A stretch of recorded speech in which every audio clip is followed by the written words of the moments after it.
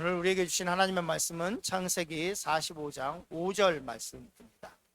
창세기 45장 5절 말씀을 다 같이 한 목소리로 봉독하겠습니다. 당신들이 나를 이곳에 팔았다고 해서 근심하지 마소서, 한탄하지 마소서. 하나님이 생명을 구원하시려고 나를 당신들보다 먼저 보내셨나이다. 아멘. 오늘 하나님의 말씀은 창세기 44장하고 45장 앞부분을 보려고 합니다. 창세기 44장과 45장이 연결되어 있기 때문에 창세기 44장과 45장 앞부분만 같이 연결해서 보도록 하겠습니다. 오늘 말씀의 제목은 나를 먼저 보내셨나이다 라는 말씀의 제목으로 은혜를 나누려고 합니다. 창세기 43장에 보면 요셉과 형제들이 한 테이블에서 이제 만찬을 하는 것을 볼 수 있습니다.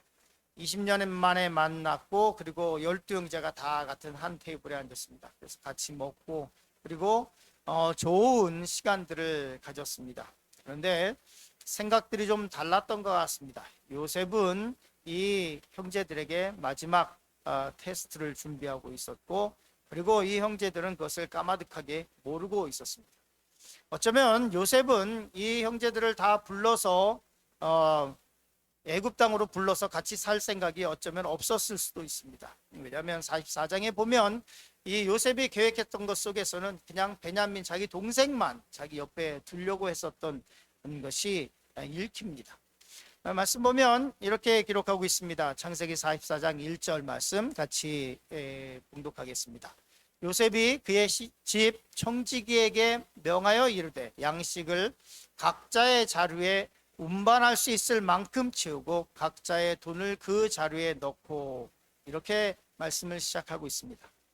창세기 44장에서 요셉이 이제 만찬을 다 끝내고 그 다음날 이제 다들 고향으로 돌아가야 되는데 이렇게 얘기합니다. 청지기들에게 이 곡식을 이 자기네들이 그 형들이 가지고 왔었던 데리고 왔었던 뭐 운반하는 낙타면 낙타 아니면은 낙이면 낙이에다가 그냥 채울 수 있는 만큼 운반할 수 있는 만큼 가득 채우라 이렇게 얘기를 합니다.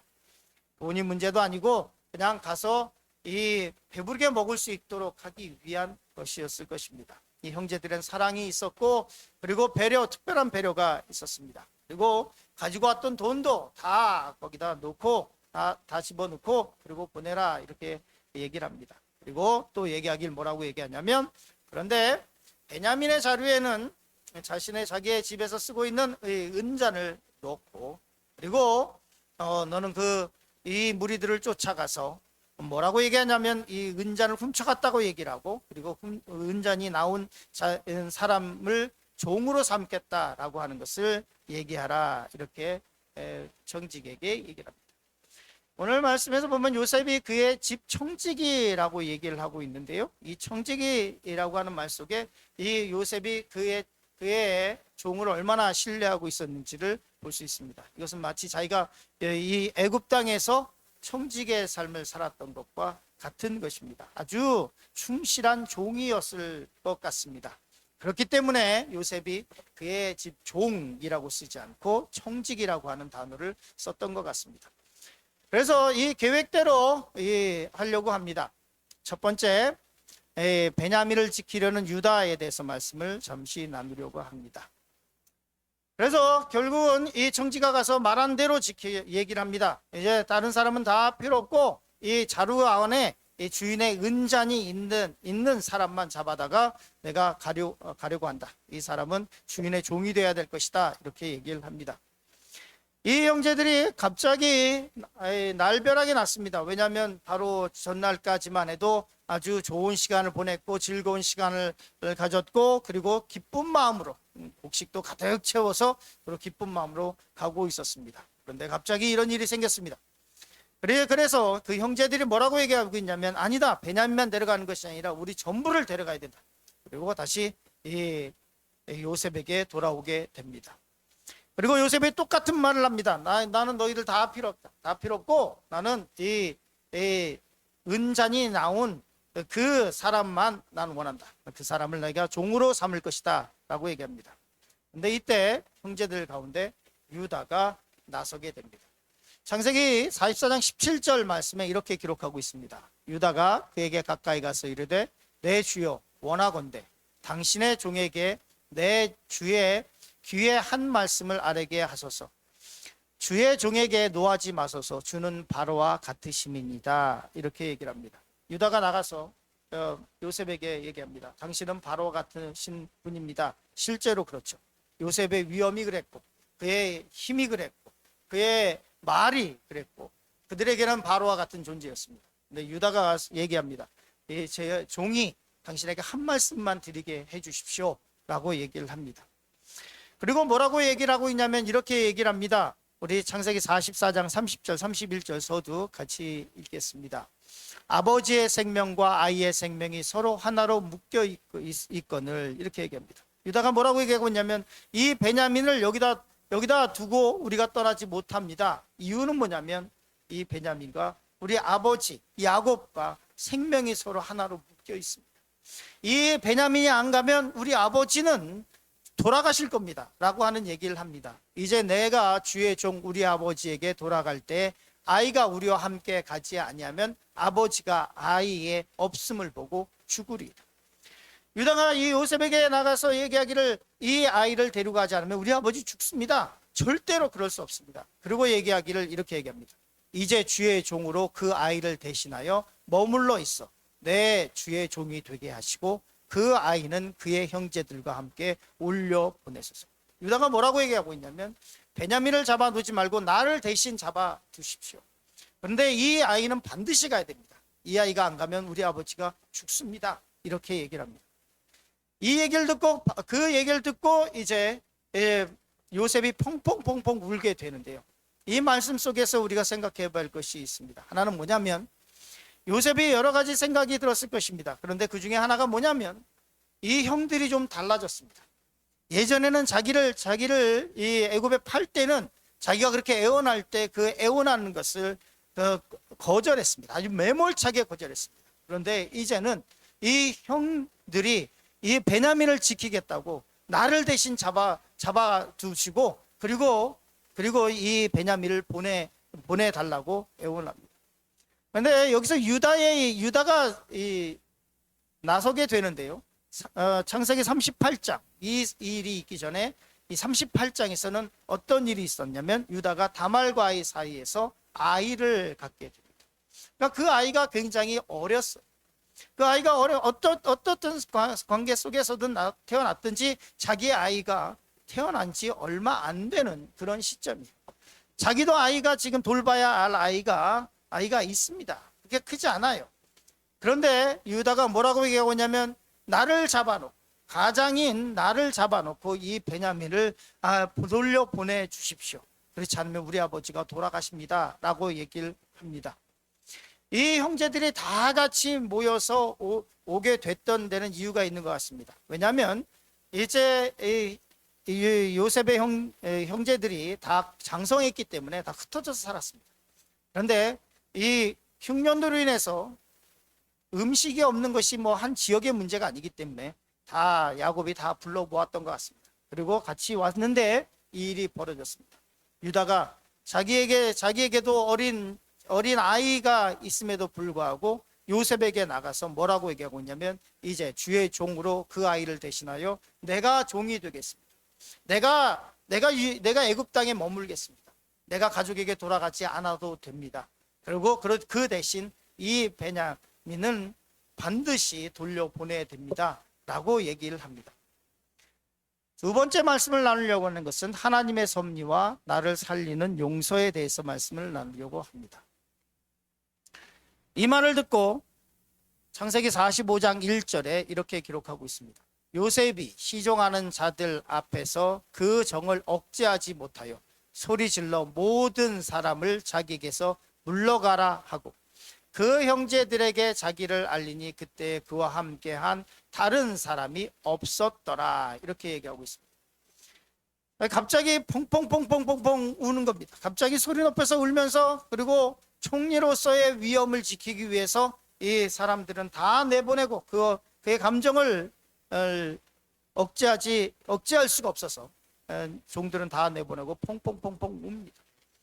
갑자기 큰 소리로 떠나갈 듯 자기 집에서 울기 시작합니다.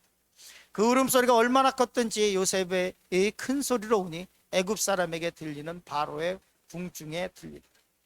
형들이 깜짝 놀랐죠. 무슨 일인가? 이 갑자기 퐁퐁퐁퐁 우니까 총리가 무슨 일인가? 성경은 이렇게 기록하고 있습니다. 요셉이 그 형들에게 이르되 나는 요셉이라. 내 아버지께서 아직 살아계시니까 형들이 그 앞에서 놀라서 대답하지 못하더라. 갑자기 유다의 말을 듣고 요셉이 퐁퐁퐁퐁 우니까 형들이 깜짝 놀라가지고 지금 무슨 일인가, 이게 무슨 일인가 이러고 있다가 요셉이 얘기합니다. 내가 요셉입니다. 그리고 내 아버지께서 아직 살아계십니까? 라고 얘기를 합니다. 형들이 그 앞에서 놀라서 아무 말도 못해요. 아무 말. 아마 이 아무 말도 못했던 사람 중에는 베냐민도 아마 놀랬을 것입니다. 왜냐하면 베냐민은 자기 형인 이 요셉이 다른 형들의 말을 믿고 믿을 수밖에 없었겠죠. 말대로 짐승에 물려서 죽었을 거라고 생각을 했을 것입니다. 자기의 형, 자기 어머니가 낳은 라헬이 낳은 자기 형은 들에서 죽었구나 라고 생각을 했는데 갑자기 자기 형이 바로 눈앞에 있고 총리로 되어 있고 갑자기 통곡을 하고 있는 모습을 보고 깜짝 놀랐을 것입니다. 형들이 이 요셉의 형들이 이 모습을 보고 놀라서 아무 말도 못했다 라고 얘기하고 있습니다. 그렇죠. 여기서 어떻게 한마디라도 할 수 있는 사람이 있을 수 있었겠습니까? 아무 말도 못했어요. 한참을 울고 있는데 그때 요셉이 이렇게 얘기를 합니다. 오늘 본문 말씀이죠. 창세기 45장 5절 말씀 같이 한 목소리로 봉독합니다. 당신들이 나를 이곳에 팔았다고 해서 근심하지 마소서, 한탄하지 마소서. 하나님이 생명을 구원하시려고 나를 당신들보다 먼저 보내셨나이다. 이 말씀은 요셉이 이 형들의 20년 동안에 갖고 있었던 그 억울함 속에서 진짜 못됐다라고 하는 생각 속에서 자기가 정말로 분함 속에서 있었던 것이 아니라 20년의 시간이 지난 이후에 자기가 이 형들을 다 용서하는 마음이 생겼고 그리고 자기의 인생이 하나님의 손에 붙잡혀 있다고 하는 하나님의 섭리를 깨달은 후에 할 수 있는 말인 것입니다. 우리의 인생을 되돌아보면 작은 것, 조그만 것은 우리가 했어요. 그런데 굵직굵직한 것은 다 하나님의 손에 있었던 것 같아요. 미국으로 오게 된 것도 되돌아보면 하나님의 섭리 가운데 있었고, 되돌아보면 결혼도 그래요. 결혼도 되돌아보면 내가 막 어디에서 이런 것이 아니라 이 여인과 이 남편과 살게 된 것도 되돌아보면 하나님의 섭리 가운데 있었던 것 같아요. 저는 결혼을 흔히 이렇게 얘기를 합니다. 하늘에서 맺고 땅에서 이루는 것이다. 하늘에서 맺은 것을 땅에서 이루는 것이 결혼인 것 같습니다. 그렇지 않습니까? 뭐 이 사람 죽고 못 살겠다고 했던 사람들도 되돌아보면 그 사람이 짝이 아니었던 것은 수없이 많은 케이스 속에서 우리는 볼 수 있습니다. 다른 어떤 굵직굵직한 것들은 하나님의 손에 붙잡혀 있었는데 이 요셉이 20년이 지나고 나서 자기의 인생을 되돌아봤을 때 지금 하나님께서 나를 이곳에 있게 하셨고 이 자기 형들이 자기를 팔게 하신 것은 자기 형들이 한 것이 아니라 하나님께서 하신 것이다 라고 하는 것을 믿음으로 깨닫지 못하면 내가 왜 이런가 라고 하는 원망과 불만 속에 살아갈 수 있습니다. 하나님께서 나를 먼저 당신들 보내셔서 이 애굽 땅과 근동 사람들을 살게 하고 그리고 또 하나님의 계획 속에 내가 있습니다 라고 하는 이 말씀을, 이런 고백을 하려면 이 요셉은 하나님의 섭리를 깨닫는 깊은 성숙한 믿음을 가지고 있는 것이고, 또한 플러스 자기의 형들, 자기에게 못되게 했었던 그 형들을 이미 용서했다는 것입니다. 우리가 누군가를 용서하지 못하면 아직도 과거에 발목이 잡혀서 살아갈 수밖에 없습니다. 누군가를 용서하지 못하면 절대로 관계성은 나아질 수 없습니다. 아직도 트라우마 속에 살아갈 수밖에 없고, 과거에 매여서 원망과 불평 속에 살아갈 수밖에 없고, 그리고 억울함 속에서 계속해서 자기를 파괴하면서 살아갈 수밖에 없습니다. 요셉의 이야기 속에서 성경이 참 이해하지 못할 단어를 쓰고 있다고 말씀드린 적이 있습니다. 그가 형통했다. 형통했다. 형통했다. 애굽으로 팔려갔을 때도 성경은 뭐라고 얘기하냐면 요셉이 하나님과 함께함으로 형통했다. 그리고 그 보디발의 아내와의 이 관계 속에서 억울하게 강간 미수범이라고 하는 억울한 죄명을 쓰고 감옥에 들어갔을 때에도 하나님과 함께함으로 그가 형통했다. 간수장이 그에게 길을 넘겨주고 그 모든 일들을 관여하게 했을 때에도 하나님이 함께 하심에 형통. 그리고 또한 그가 꿈을 해석해줘서 술관원이 다시 복귀했을 때 오늘 내가 다시 여기서 풀려날 수 있을까? 오늘 내일 풀려날 수 있을까? 이런 기다림 속에서도 하나님께서는 요셉과 함께 하셨다고 기록하고 있습니다. 이 모든 일련의 과정 속에서 그가 깨달은 것은 뭐냐면 형들이 나를 판 것이 아니라 하나님께서 나를 이곳에 보내셨구나 라고 하는 이 성숙한 신앙의 고백을 할 수 있게 된 것입니다. 우리의 삶 속에 혹시나 원망과 불평이 가득 차 있습니까? 아직도 과거에 매여서 용서하지 못한 사람이 있고 그 울분 속에서 살아가고 있습니까? 아직도 트라우마 속에 살아가고 있습니까? 요셉의 신앙 고백을 보십시오. 어쩌면 그것은 하나님의 섭리였고 어쩌면 나를 깨기 위한, 못된 나를 깨기 위한 하나님의 뜻이었고 어쩌면 내가 생각하지도 못한 하나님의 뜻이 그 안에 있을 수 있습니다. 아직도 과거 속에 용서하지 못한 사람을 품고 살아가고 있다면 이제는 용서함으로 그 사람을 여러분의 생각 속에, 과거 속에서 보내주시기 바랍니다. 그리고 하나님의 섭리 가운데 이 요셉의 성숙한 신앙의 고백을 가지시기를 간절히 축원합니다.